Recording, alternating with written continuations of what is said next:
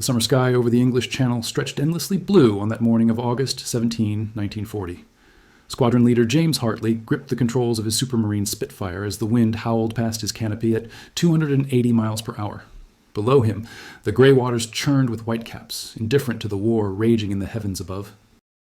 To his left, barely 50 feet away, flew his wingman, Flight Lieutenant David Morrison, his closest friend since their training days at Cranwell. They were returning from a reconnaissance mission over occupied France when the radio crackled to life with a transmission that would change everything they thought they knew about aerial combat. The voice of their ground controller pierced through the static with urgent precision. Enemy formation detected. 11 Messerschmitt 109s heading your direction. Angels 15, bearing 090. James felt his heart hammering against his ribs as he scanned the eastern horizon. 11 fighters against 2. The mathematics of survival suddenly became terrifyingly simple. David's voice came through the headset, steady despite the odds. "I see them, Skipper, coming in high and fast." "What are your orders?" James watched as the distant specks materialized into the distinctive silhouettes of German fighters, their wings glinting in the morning sun like predatory birds circling wounded prey. If you're finding this story as gripping as the real events that inspired it, make sure to hit that like button and subscribe to our channel. We bring you the most incredible true stories from history that deserve to be remembered. Now, let's continue with what happened next in the skies over England that fateful day. Most pilots would have dived for the clouds, hoping to lose their pursuers in the gray masses that dotted the sky. Some would have pushed their throttles forward and run for home, praying their Merlins could outpace the German engines. But James Hartley was not most pilots. His mind raced through every training scenario, every combat report he had read in the ready room during those long nights of waiting. The conventional wisdom said to never engage when outnumbered, and the survival instinct screamed at him to flee, yet something in the back of his mind whispered a different answer, a tactical possibility so audacious it bordered on insanity. He had heard stories from older pilots who had flown in the Great War, tales of tactics that seemed to defy logic, but worked because they exploited the psychology of combat. One story in particular haunted his memory now. A French ace named Georges Guynemer had once described a maneuver where outnumbered pilots could create the illusion of greater numbers through rapid, coordinated movements that confused enemy formations. The Germans called it the whirlwind tactic. The British had dismissed it as folklore, a myth from a bygone era of warfare. But James saw something in that ancient strategy that might translate to modern combat, something that could turn their desperate situation into an opportunity. "David," he called over the radio, his voice carrying a confidence he did not entirely feel. "Remember that lecture at Cranwell about psychological warfare and aerial combat? The one everyone laughed at?" There was a pause before David responded. "The French ace story? The impossible maneuver? You cannot be serious, James. We will get ourselves killed." James watched as the Messerschmitts began to spread out into their standard attack formation, a textbook swarm that would allow them to overwhelm the 2 Spitfires with coordinated fire. The German pilots were confident, perhaps overconfident. They had the numbers, the altitude advantage, and the element of surprise. What they did not have was an opponent crazy enough to try something that had never been attempted in this war. "Listen carefully," James said, his words coming fast as the distance between the formations shrank with every passing second. "We are going to turn directly into them, head on. When I give the signal, we brake hard, left in a climbing spiral, cross over each other's paths, then immediately reverse and spiral right. We keep spiraling in opposite directions, creating a rotating defensive sphere. Every time they try to follow one of us, they will fly into the other's firing line. We become a 2-plane blender, and they fly into the blades." The silence that followed stretched for 3 heartbeats. Then David's voice came back, tinged with a mixture of disbelief and grim humor. "That is absolutely mad. It violates every tactical doctrine we were taught. If we collide, we are done. If we lose synchronization for even a second, they will pick us off. And you realize we will be pulling sustained turns that will black us out?" James allowed himself a tight smile behind his oxygen mask. "That is why it will work, David. They will not expect it. They think we will run or dive. They will commit to an attack formation designed to chase fleeing aircraft. We give them targets moving in ways their tactics cannot account for." The Messerschmitts were close enough now that James could make out individual aircraft markings. The lead plane bore the distinctive yellow nose cone of a seasoned German unit, probably veterans from the campaigns in Poland and France. These were not novices. They were skilled pilots who had tasted victory and expected more of the same.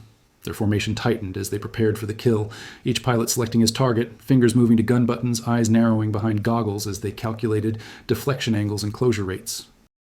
James's hand moved to his throttle, pushing it forward to the emergency boost setting. The Merlin engine responded with a surge of power that pressed him back into his seat. David matched the maneuver precisely, the two Spitfires accelerating toward the oncoming swarm like knights charging into impossible odds. The distance collapsed rapidly. 2,000 yards. 1,500. 1,000. The German pilots must have been confused now, seeing their targets coming straight at them instead of evading. James could imagine the chatter on their radio frequency, the lead pilot barking orders to maintain formation, to hold fire until they were certain of hits. At 500 yards, James keyed his radio. Now, brake left, climb. He hauled back on the control column while simultaneously kicking the left rudder pedal and rolling the aircraft. The Spitfire responded instantly, pitching up and left in a climbing spiral that pulled 4 times the force of gravity against his body. His vision began to tunnel as blood drained from his brain, the edges of his sight going gray. He fought against it, tensing his leg muscles and grunting against the pressure in his chest. Through the narrowing tunnel of his vision, he saw David's Spitfire spiraling in the opposite direction, the two aircraft crossing paths with less than 20 feet of separation. The Messerschmitts scattered like startled birds. The lead pilot had committed to following James, yanking his stick to pursue the climbing spiral. But the maneuver was too tight, too violent. The German fighter could not match the turning radius without stalling. As the Messerschmitt struggled to follow, David's Spitfire came screaming out of its own spiral, guns blazing. The 8 Browning machine guns stitched a line of tracers across the German's fuselage. Metal fragments exploded from the Messerschmitt's engine cowling. Smoke began pouring from the fighter as it rolled away, its pilot fighting for control. 1 down, 10 to go. But there was no time to celebrate. James reversed his spiral, rolling right and pulling the aircraft through a punishing turn that made his muscles scream in protest. Another Messerschmitt appeared in his gun sight, its pilot so focused on tracking David that he never saw James coming. The 8-gun broadside from the Spitfire was devastating at that range. The German fighter simply came apart, pieces of wing and tail section tumbling through the air as the pilot bailed out, his parachute blossoming white against the blue sky. The radio erupted with German voices, angry and confused. Their careful formation had dissolved into chaos. They were used to hunting aircraft that tried to escape, not opponents who turned their defensive sphere into a weapon. James and David continued their deadly dance, spiraling in opposite directions, each pilot covering the other's blind spot, their movements synchronized through hundreds of hours of flying together. Every time a Messerschmitt tried to get a shooting solution on one Spitfire, the other would complete its spiral and appear behind the attacker. The physical toll of the maneuver was becoming evident. James's flight suit was soaked with sweat despite the freezing temperature at 15,000 feet. His neck muscles screamed in protest from the constant head movements required to maintain situational awareness during the violent spirals. The control column felt like it weighed 100 pounds as he hauled it through each reversal. His breathing came in short, sharp gasps through the oxygen mask, the rubber seal pressing uncomfortably against his face as G-forces distorted his features. David was experiencing the same brutal punishment. Through brief glimpses during their crossing spirals, James could see his friend's Spitfire shuddering under the strain of the repeated high G turns. Smoke occasionally puffed from David's exhaust as the engine struggled with the rapidly changing power settings. The Merlin engines were magnificent pieces of engineering, but they were being pushed beyond their design specifications. Every spiral was a gamble that the engines would not quit, that the airframes would not buckle under stress loads they were never meant to endure. Another Messerschmitt pilot, more aggressive than the others, attempted to anticipate James's spiral pattern. He was a skilled aviator, James could tell by the way he positioned his aircraft. Instead of following the spiral, he tried to cut across the arc, planning to intercept James at the point where the Spitfire would be most vulnerable, transitioning from the climbing phase to the descending phase of the spiral. It was actually a brilliant tactical adjustment, the kind that separated veteran pilots from novices. But James had anticipated this countermove. He had spent months studying combat reports, reading accounts from pilots who had survived desperate engagements. He knew that any tactic, no matter how effective initially, would eventually be countered by thinking opponents. The key was to add variation, to never let the enemy settle into a predictive rhythm. At the exact moment when the Messerschmitt committed to the intercept course, James added a half roll to his spiral, inverting his aircraft and pulling through the turn upside down before rolling back upright. The maneuver was viciously disorienting. Blood rushed to his head as he hung in his straps, held only by his harness. His vision filled with the sprawling landscape of England below, fields and villages spinning crazily. Then he rolled upright again, and the blood rushed back, bringing a moment of gray out that he fought through with pure willpower. But the variation had worked. The Messerschmitt pilot found himself out of position, committed to an intercept point that James was no longer going to reach. David, seeing the German fighter exposed and vulnerable, pounced with the precision of a hunting hawk. The burst from David's guns was short, economical, professional. Tracers walked up the Messerschmitt's fuselage from tail to cockpit. The German aircraft lurched violently as hydraulic lines were severed and control surfaces were damaged. The pilot fought with his controls for several seconds. Before the stick went slack in his hands, all control authority lost. James watched as the canopy was jettisoned and the pilot bailed out, his parachute deploying successfully. At least that one would survive, would go to a prisoner of war camp instead of a grave. The remaining Messerschmitts were beginning to show signs of panic. Their radio discipline had completely broken down. James could hear the fear in their voices even though he did not speak German. The tone was universal, the sound of men realizing that what should have been an easy victory had turned into a nightmare. One pilot was screaming at the others to reform, to regroup, but his orders went unheeded. Another voice, younger and more frightened, was calling for permission to break off and return to base. The predators had become prey, and they knew it. A third German fighter made the mistake of trying to climb after James. The Spitfire's superior turning ability at high altitude became apparent as James tightened his spiral, bringing the nose around faster than the Messerschmitt could follow. The German pilot realized his error too late. He tried to break away, but James was already there, guns hammering. The Messerschmitt's canopy shattered, and the fighter fell away in a lazy spiral, trailing smoke and fuel. The destruction of the third fighter seemed to mark a turning point in the engagement. The remaining Messerschmitt pilots began to realize that their numerical advantage meant nothing if they could not bring their guns to bear on their targets. The spiral defense was creating a three-dimensional puzzle they could not solve. Every attack vector they attempted was either blocked by the spiraling movements or left them exposed to fire from the other Spitfire. It was like trying to grab smoke with their hands. James's mind was operating on multiple levels simultaneously. One part of his consciousness was focused on the immediate task of flying the aircraft through the brutal spiral maneuvers. Another part was tracking the position of every enemy fighter, building a mental map of the battle space that updated with every passing second. A third part was monitoring his aircraft's systems, listening to the sound of the engine, feeling the response of the controls, watching the fuel gauge creep steadily toward empty. And underlying it all was the constant awareness of David's position, a sixth sense that told him exactly where his wingman was at every moment. This multi-layered awareness was the product of years of training in natural aptitude. Not every pilot could develop it.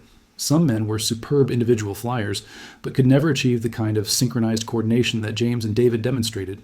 It required a certain type of mind, one that could process vast amounts of information simultaneously and make split-second decisions based on incomplete data. It required absolute trust, the knowledge that your partner would do exactly what you expected, without needing to communicate every move. David's voice came through the headset, strained with the effort of sustained high G maneuvering. 4 more on my 6. Cannot shake them. James reversed his spiral instantly, the coordination between the two pilots functioning with the precision of a Swiss watch. He dove into David's spiral path from above, emerging directly behind the pursuing Messerschmitts. The German pilots were so focused on David that they never checked their rear. James fired a long burst that caught 2 of the fighters. One exploded in a fireball that made him flinch instinctively. The other staggered sideways, its wings shredded, before falling into a flat spin. The explosion of the Messerschmitt was horrifyingly beautiful. The fighter simply disintegrated in a bloom of orange fire and black smoke. James caught a glimpse of the pilot, still strapped in his seat, tumbling through the air surrounded by burning debris. There was no parachute. The man had died instantly when the fuel tanks ignited. James felt a brief pang of remorse, a moment of recognition that he had just ended someone's life, someone who might have had a family waiting for him in Germany. But combat allowed no time for such reflections. The moment of humanity passed, and he was back in the fight, his attention already shifting to the next threat. The cockpit of James's Spitfire had become a claustrophobic world of noise and violence.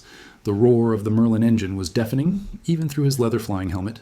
The chatter of his 8 Browning machine guns when he fired was a hammering vibration that shook the entire airframe. Empty brass casings and belt links were ejected from the wing bays, creating a metallic rain that scattered in his wake. The acrid smell of cordite seeped into the cockpit despite the sealed canopy, mixing with the odors of hot oil, gasoline, and his own sweat. His instruments were bouncing wildly as the aircraft was subjected to stress loads that made the needles swing across their dials. The airspeed indicator fluctuated between 150 knots in the tight turns and over 300 knots in the brief straight sections between spirals. The altimeter was equally erratic, showing altitude gains and losses of thousands of feet as the combat spiraled up and down across the sky. The artificial horizon had completely tumbled and was useless for orientation. James was flying by feel and sight alone, his inner ear and his eyes providing all the information he needed to maintain control. The surviving Messerschmitts were breaking off now, their formation completely shattered, their tactical advantage evaporated. But James did not let up. He had learned in combat that hesitation was death. He pulled hard after another fleeing fighter, the G-forces crushing him into his seat. His vision grayed again, but he kept his eyes on the target. The German pilot was good, jinking and weaving, trying to throw off James's aim. But the Spitfire was more maneuverable, and James had rage and desperation fueling his reflexes. The fleeing Messerschmitt pilot was employing every evasive technique in the manual. He would roll inverted and pull, reversing his direction. Then he would snap upright and pull the opposite way, creating a random zigzag pattern that was difficult to predict. He was also varying his speed, alternating between full throttle sprints and sudden throttle reductions that caused James to overshoot temporarily. It was the flying of a man who desperately wanted to survive, who was using every trick he had learned to stay alive just a few more seconds. But James had an advantage the German did not. The Spitfire's elliptical wing design gave it superior lift characteristics, allowing tighter turns at any given speed. James could match every maneuver the Messerschmitt made and then tighten the turn just a fraction more, slowly closing the gap. It was like watching a cheetah run down a gazelle, the inevitable conclusion approaching with mathematical certainty. The German pilot must have known it too. His maneuvers were becoming more desperate, less controlled. The actions of a man who knew his options were running out. The firing solution came together for just a second, and James squeezed the trigger. Tracers reached out and touched the Messerschmitt's tail. The rudder disintegrated. The German fighter began a violent yaw that its pilot could not control. James watched as the fighter entered a spin, the pilot struggling frantically with his controls before finally abandoning the aircraft. The canopy flew off, tumbling end over end. Then the pilot was out, falling free for several seconds before his parachute deployed. James caught a brief glimpse of the man's face as he descended, young and terrified, and felt another flicker of sympathy that he immediately suppressed. David called out another warning. "Two braking right. Coming around for another pass." James snapped his head around and saw the two remaining Messerschmitts that still had fight in them. They had climbed above the battle and were now diving back in, determined to avenge their comrades. The lead pilot was clearly the most skilled of the German formation, his aircraft adorned with victory markings that indicated at least 15 kills. This was not a pilot who would panic or make mistakes. His wingman was flying a tight formation, maintaining perfect position even in the dive. These were professionals, and they were angry. James's fuel gauge was edging toward red. His ammunition counter showed less than 3 seconds of firing time remaining. His arms ached from the constant high G maneuvering, and his vision was persistently spotted with black dots that warned of impending blackout. His throat was raw from breathing the oxygen too hard, and his hands were cramping around the control column. Every muscle in his body was screaming for rest, for just a moment to recover. But the battle was not over, and rest would mean death. He mentally calculated his remaining resources. 3 seconds of ammunition translated to perhaps 20 rounds per gun, 160 rounds total. Not enough for a prolonged engagement. He would need to make every bullet count, waiting for the perfect shot rather than spraying rounds in the hope of a hit. The fuel situation was equally critical. He had perhaps 10 minutes of flight time remaining, maybe 15 if he was very conservative with the throttle. But conservative throttle use in combat was a death sentence. He would burn what fuel he had and worry about getting home if he survived the next few minutes. David's Spitfire was in similar condition. James could see the strain in his friend's maneuvers, the slightly less crisp responses to control inputs that indicated either pilot fatigue or aircraft damage or both. During one crossing spiral, he noticed a thin stream of coolant trailing from David's engine, a sign that the cooling system had taken damage. If that leak worsened, David's engine would overheat and seize within minutes. They were both flying damaged, exhausted aircraft, and now they faced the two best pilots the Germans had sent. But James was not done yet. He called to David. "One more time, my friend. One more spiral. Make it count." David's response was immediate, though his voice carried an edge of exhaustion that matched James's own fatigue. "Together, then. On my mark." The two Spitfires pulled up sharply, gaining altitude before rolling into their opposing spirals once more. The maneuver had become almost automatic now, their bodies executing it without conscious thought, muscle memory taking over where deliberate control had become too slow. The lead Messerschmitt pilot took the bait. He committed to a head-on attack against James, his guns blazing, tracers streaking past James's canopy like angry hornets. The rounds passed so close that James could hear them, a crackling hiss that told him just how near death was flying. One tracer passed between his propeller blades, so close that he instinctively flinched even though flinching did nothing to help.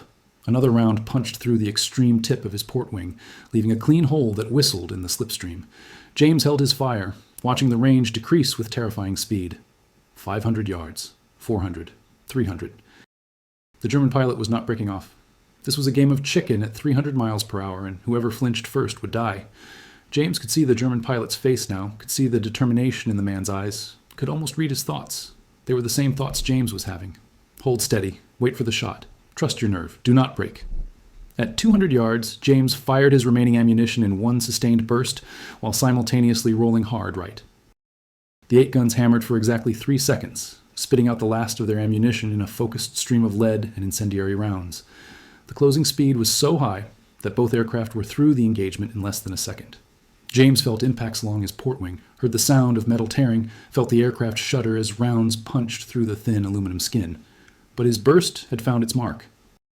The Messerschmitt's engine cowling exploded in a shower of coolant and oil, white fluid streaming back over the canopy, oil coating the windscreen until the German pilot could see nothing. The Messerschmitt pulled up sharply, the pilot probably blinded by the oil on his windscreen, his engine dying from coolant loss. He would not make it back to France. The fighter climbed steeply for several seconds, then rolled over and began a long glide toward the channel waters below. James watched as the canopy was jettisized and the pilot bailed out, preferring the cold waters to riding his damaged aircraft down. The parachute deployed successfully, and James marked the position mentally, knowing that British rescue boats would be dispatched to fish the man out if he survived the cold water. The final Messerschmitt pilot had seen enough. He rolled away and dove for the deck, running for home at maximum speed. David started to pursue, but James called him off. Let him go. He will tell the others what happened here today. Let them fear the story. The 2 Spitfires formed up again, their aircraft battered, their fuel low, their ammunition exhausted, but victorious. Below them, the channel waters were dotted with debris and parachutes. 11 German pilots who had learned a harsh lesson about underestimating outnumbered opponents. As they turned toward home, James allowed himself to relax slightly, though his hands still trembled on the controls. The adrenaline was beginning to fade, replaced by bone-deep exhaustion. David's voice came through the headset, filled with wonder and disbelief. We actually did it. 11 against 2, and we won. How is that even possible? James looked out at the scattered debris field one last time before responding. It was possible because we did what they did not expect. We turned defense into offense. We used their confidence against them, and we trusted each other completely. When they landed at their airfield 15 minutes later, the ground crews rushed out to examine the damage to both aircraft. James's Spitfire had taken 3 hits along the wing, one of which had nearly severed a control cable. David's aircraft had a line of bullet holes across the tail section. Either plane could have gone down with just slightly worse luck. The engineering officer shook his head in amazement as he surveyed the damage. You two must have the devil's own luck. What happened up there? James climbed out of his cockpit on shaking legs. His flight suit was drenched with sweat, and his hands trembled as he pulled off his leather flying helmet. The ground seemed to rock beneath his feet, a disorienting sensation after the violent maneuvers of the past half hour. An airman steadied him, offering a flask of water that James drained in 3 long gulps. The cool liquid felt like heaven on his raw throat. He looked over at David, who was leaning against his Spitfire's fuselage, his face pale and drawn, looking like a man who had aged 10 years in 30 minutes. The ground crew chief, a grizzled sergeant named Williams, who had been working on aircraft since the Great War, walked slowly around James's Spitfire, cataloging the damage with a practiced eye. He stopped at the port wing and let out a low whistle. Sir, you have a bullet hole 18 inches from your fuel tank. If that round had been 2 feet to the right, you would have gone up like a Roman candle. He moved to another damaged section, and this one here went clean through your aileron control linkage. You are flying on redundancy alone. One more hit in that area, and you would have had no roll control. David's aircraft had fared slightly better in terms of critical damage, but the cosmetic damage was more extensive. Bullet holes stitched a line from tail to cockpit, tracing the path where a German pilot had nearly gotten a killing burst. The Perspex canopy had several cracks, where rounds had impacted but not penetrated, the laminated construction saving David's life. One round had struck the armor plate behind David's seat, leaving a deep dent that spoke to the force of impact. If that armor had not been there, the round would have gone through the seat and into David's back. Williams examined the coolant leak in David's engine and shook his head grimly. You have lost about half your coolant, sir. Another 5 minutes, and this Merlin would have seized solid. You would have been gliding home if you made it that far. He made some notes on his clipboard, already calculating the repair work needed. Both these kites are going to be out of service for at least 2 days. We will need to replace control cables, patch the airframe, probably replace some structural members that took stress damage. It is a bloody miracle you both made it back. Word of the engagement spread through the squadron within hours.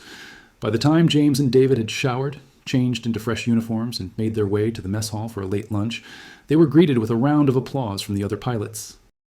Men slapped them on the back, pressing pints of beer into their hands despite the early hour, everyone wanting to hear the story. The squadron commander, Wing Commander Thornton, sat them down in his office and listened intently as they recounted the engagement, his expression shifting from skepticism to amazement to calculation as he understood the implications of what they had done. Thornton was a veteran of the previous war, a man who had flown fragile biplanes against German observation balloons and had survived when most of his contemporaries had not.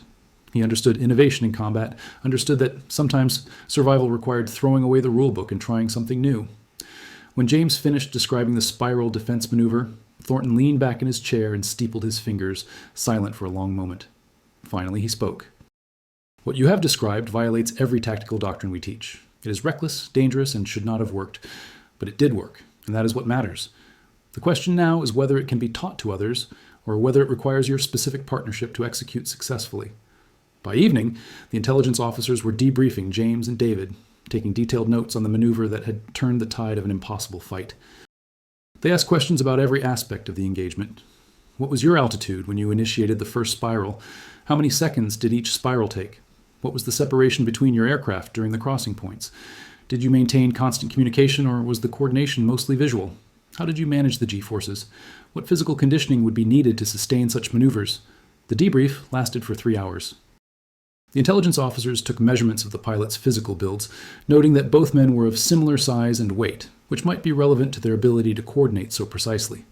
They examined the gun camera footage from both aircraft, though the violent maneuvers meant the cameras had only captured fragments of the action. What footage existed showed the crossing spirals from James's perspective, the dizzying view of earth and sky rotating wildly as he pulled through the turns, brief flashes of German fighters appearing in the frame before vanishing again. The engineering staff was brought in to calculate the stress loads on the airframes. They determined that the maneuvers had subjected both Spitfires to loads exceeding their design specifications, though fortunately not by enough to cause catastrophic structural failure. The chief engineer noted that the sustained high G turns had probably shortened the fatigue life of both airframes significantly, and recommended more frequent structural inspections for any aircraft that engaged in such tactics. The tactic was analyzed, discussed, and eventually incorporated into training programs. Other pilots tried to replicate it, though few had the coordination and trust necessary to pull it off successfully. It required not just skill, but an almost telepathic understanding between wingmen, the kind that could only be forged through countless hours of flying together.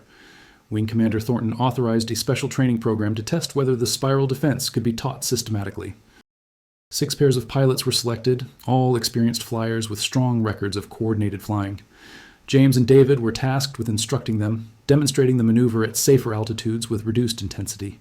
The training began with basic coordinated turns, each pair learning to spiral in opposite directions while maintaining visual contact with their partner. It seemed simple at first, but the complexity became apparent when they attempted to add the crossing elements and the rapid reversals. The first attempts were challenging. 2 aircraft nearly collided during a crossing spiral when one pilot misjudged his partner's position. Another pair lost synchronization completely, with one pilot spiraling left, while his wingmen also spiraled left, leaving both vulnerable to any attacker who might have been present. A third pair executed the spirals correctly, but could not maintain the necessary awareness of the surrounding airspace, becoming so focused on not hitting each other that they would have been easy prey for enemy fighters.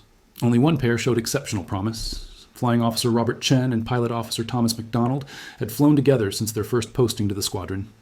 Chen was a naturalized British citizen whose family had emigrated from Hong Kong when he was a child. MacDonald was a Scotsman from the Highlands whose accent was so thick that some of the English pilots struggled to understand him. But in the air, they communicated with a precision that reminded James of his own partnership with David.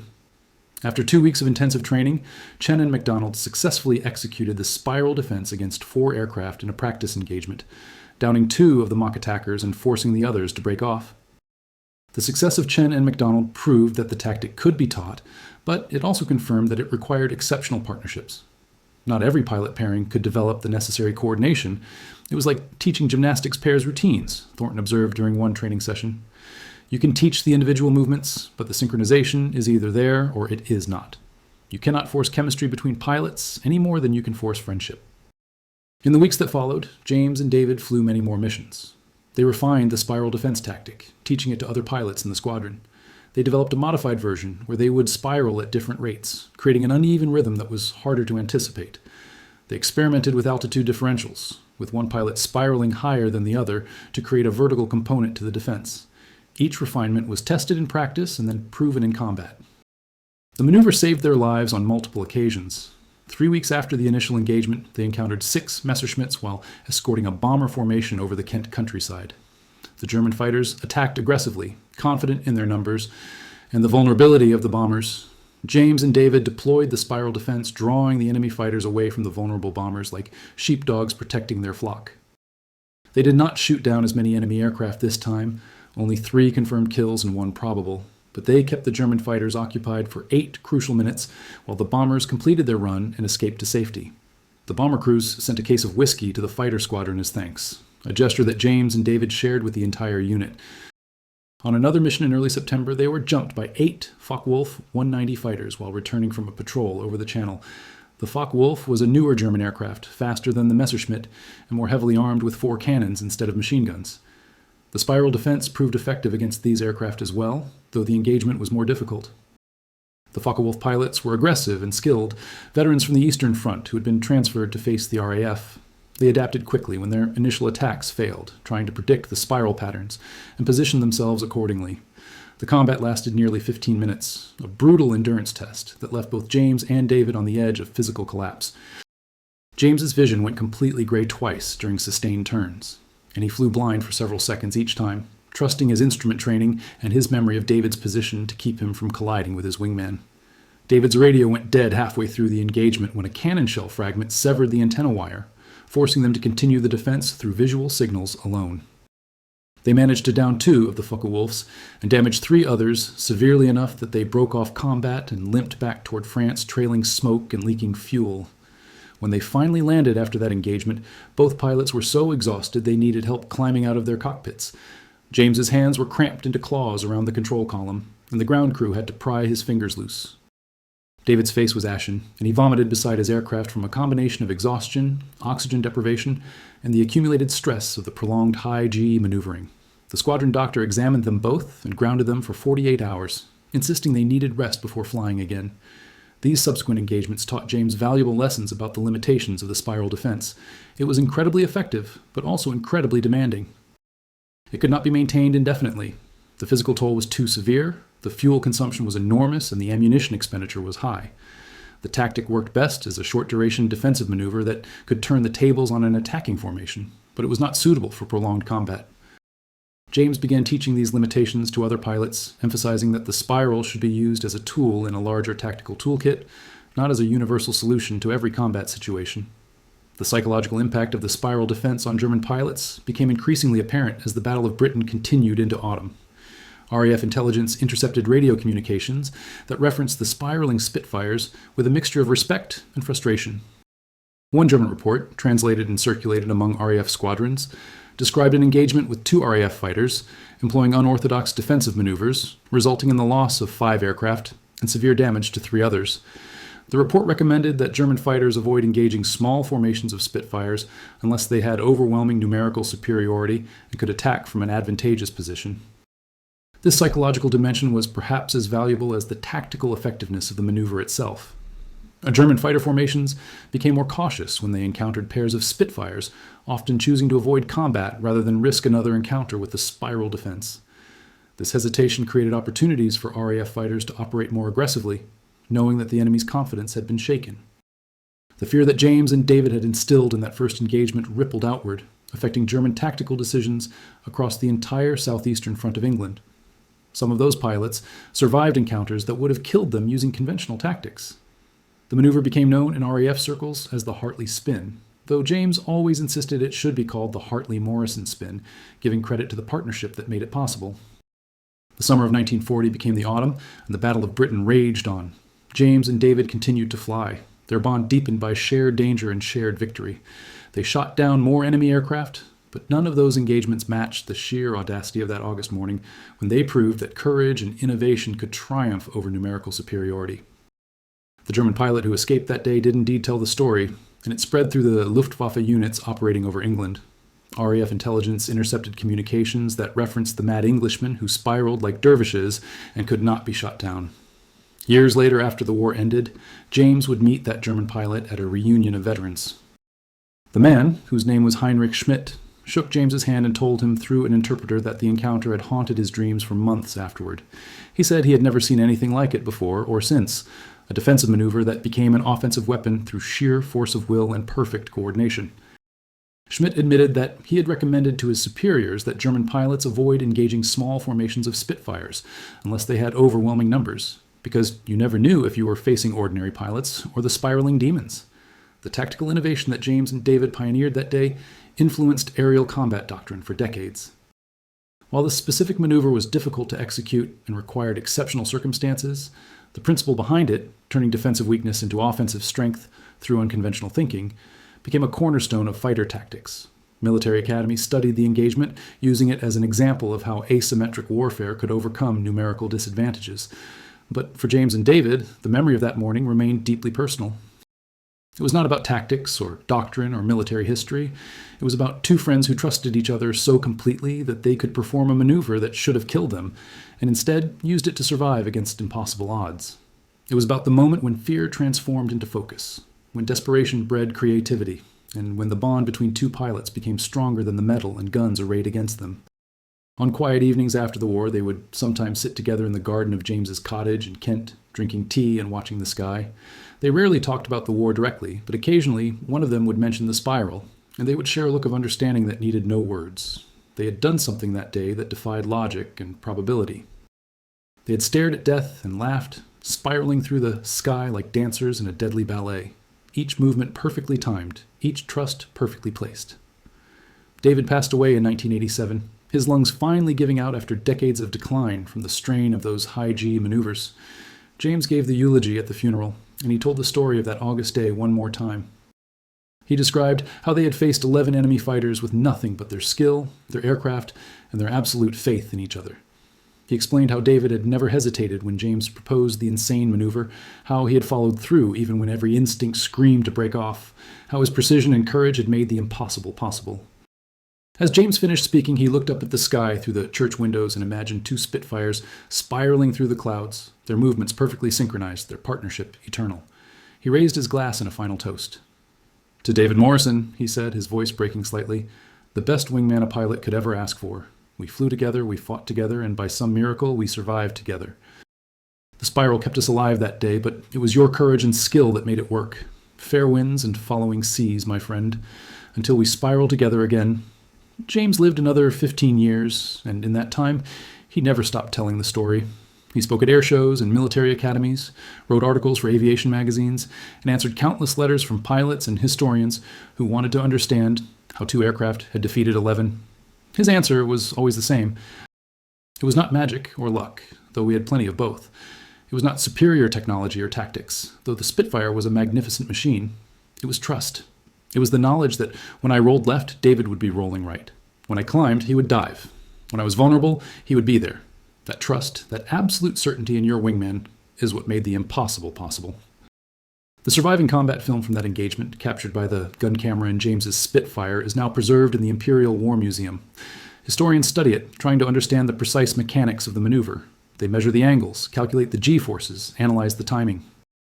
But no analysis can truly capture what it meant to be in that cockpit, making split-second decisions that could mean life or death, trusting another human being with your life in a way that few people ever experience.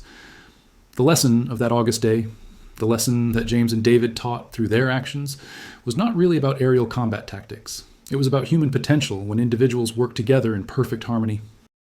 It was about how innovation often comes from desperation, how courage can multiply when it is shared, and how the bonds we forge with others can become our greatest strength in the darkest moments.